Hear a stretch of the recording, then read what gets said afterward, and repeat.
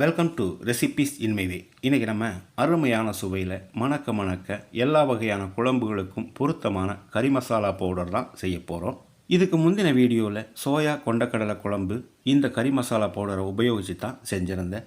அந்த வீடியோவை பார்த்த நிறைய பேர் கறி மசாலா பவுடர் எப்படி செய்கிறதுன்னு கேட்டு கமெண்ட் பண்ணியிருந்தீங்க. இந்த கறி மசாலா பவுடரில் தக்காளி குழம்பு, காளான் குழம்பு, காலிஃப்ளவர் குழம்பு, முட்டை குழம்பு, சிக்கன் குழம்பு, மட்டன் குழம்பு, மட்டன் வறுவல், சிக்கன் வறுவல் எல்லாமே செய்யலாம். சைவமோ அசைவமோ நீங்கள் எடுத்திருக்கிற அளவுகளுக்கு தகுந்த மாதிரி இந்த பவுடரை கூட்டியோ குறைச்சோ சேர்த்துக்கலாம். இது தவிர வேறு எந்த பவுடரும் சேர்க்க தேவையில்லை. காரத்துக்காக தேவைப்பட்டால் மிளகாய்த்தூள் சேர்த்துக்கோங்க. வீடே மணக்கிற அளவுக்கு இந்த கறி மசாலா பவுடரை எப்படி செய்கிறது, இதுக்கு தேவையான பொருட்கள் என்ன பார்க்கலாம் வாங்க. பேனில் அரை டீஸ்பூன் எண்ணெய் விட்டுக்கலாம். 25 வரமிளகாய் எடுத்திருக்கேன். கிராம் கணக்கில் இது 40 கிராம் அளவு வரும். இந்த வரமிளகாயை கருகாத அளவுக்கு வறுத்துக்கலாம். எல்லா பொருட்களையுமே மிதமான தீயில தான் வறுக்கணும்.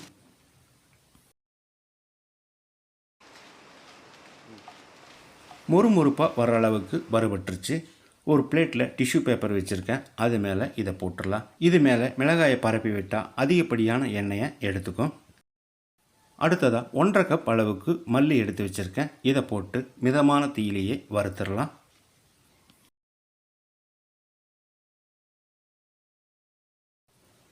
வாசனை வர அளவுக்கு மல்லி வறுபட்டுருச்சு. இதையும் நம்ம பிளேட்டில் கொட்டிடலாம்.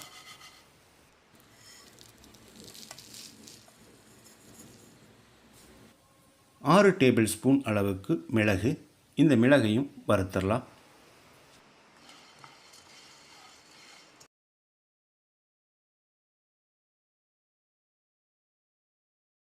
வாசனை வர்ற அளவுக்கு மிளகும் வறுபட்டுருச்சு. இதையும் எடுத்து பிளேட்டில் கொட்டிடலாம்.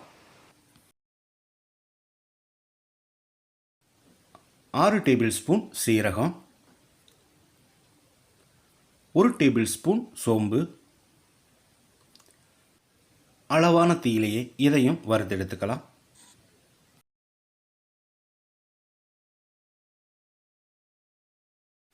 லேசாக கலர் மாறுற இந்த ஸ்டேஜில் இதையும் எடுத்து பிளேட்டில் கொட்டிடலாம்.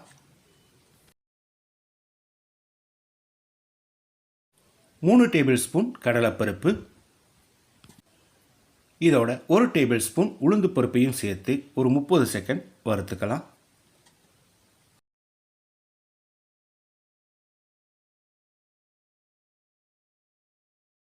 கடலைப்பருப்பும் உளுந்தும் ஒரு அளவுக்கு வறுபட்டுருச்சு. இதில் 2 டேபிள் ஸ்பூன் அரிசி, இது சாப்பாட்டு அரிசி தான். அரிசி பொரிஞ்சு வர்ற அளவுக்கு இதை வறுத்துக்கலாம். கடலைப்பருப்பு, உளுந்து பருப்பு, அரிசி இந்த 3 குழம்பை கொஞ்சம் கெட்டியாக்கி கொடுக்கும். செவந்து வர்ற அளவுக்கு வறுபட்டுருச்சு. இதையும் பிளேட்டில் கொட்டிடலாம். 2 இன்ச்சு நீளத்துக்கு ஒரு 8 துண்டு பட்டை எடுத்திருக்கேன். இதையும் பேனில் போட்டுக்கலாம். இது ஒரு 10 செகண்ட் வறுபட்டால் போதும்.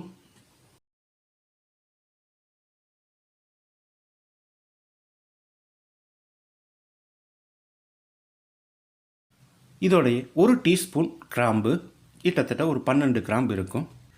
3 ஏலக்காய், இந்த 3ஐயும் மறுபடியும் ஒரு 30 செகண்ட் வறுத்துக்கலாம்.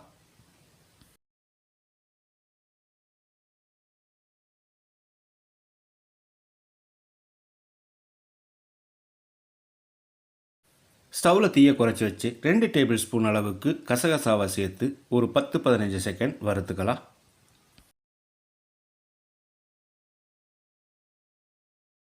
கசகசாவை ரொம்ப நேரம் வறுக்க வேண்டாம், இந்த அளவுக்கு போதும். இதையும் பிளேட்டில் கொட்டிடலாம்.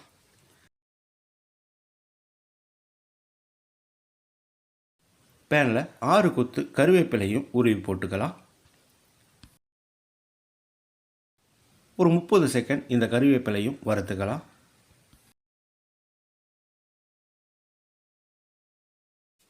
இப்போ ஸ்டவ் ஆஃப் பண்ணிவிட்டு பேன் சூட்லேயே 1 டேபிள் ஸ்பூன் கல்லுப்பையும் சேர்த்து வறுத்துடலாம்.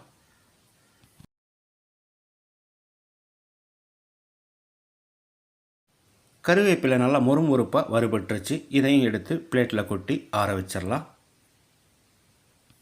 இது நல்லா ஆறிடுச்சு. இதில் 1 டீஸ்பூன் மஞ்சள் தூள் சேர்த்துக்கலாம். இந்த மஞ்சள் தூள் வீட்டிலேயே அரைச்சது. பாதியாக நான் மிக்சியில் தான் அரைச்சி எடுத்து வச்சுருக்கேன். அரைச்ச பிறகு இந்த மாதிரி சலிச்சிக்கணும். இதையும் அரைச்சிக்கலாம். நம்ம எடுத்திருக்கிற அளவுகளுக்கு 300 கிராம் வந்திருக்கு. இதை ஆறின பிறகு ஒரு ஏர்டைட் கண்டெய்னரில் போட்டு வச்சுக்கலாம். இந்த கறி மசாலா பவுடரை மட்டும் உபயோகித்து சிக்கன் குழம்பு வீடியோ போட்டிருக்கேன்.